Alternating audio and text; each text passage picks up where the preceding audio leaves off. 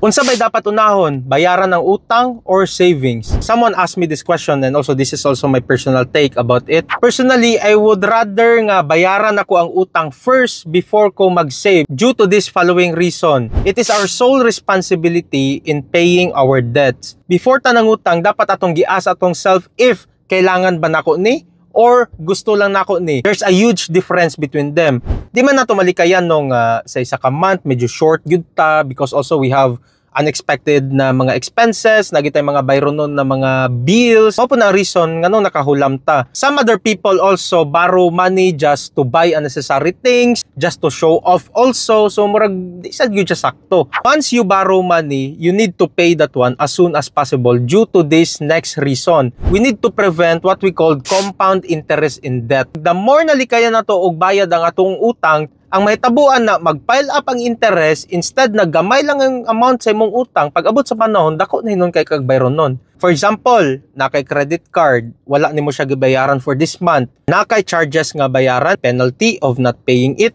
plus ang interest pag yun, mudako pag yun siya tungod kay ma-add up siya on your next bill. San pag unsaon nimo og save, pag abot sa panahon kay nag-pile up ang imuhang utang because of not paying it, ang savings ninyo, inyo lang gyapon ibayad dito sa inyuhang utang.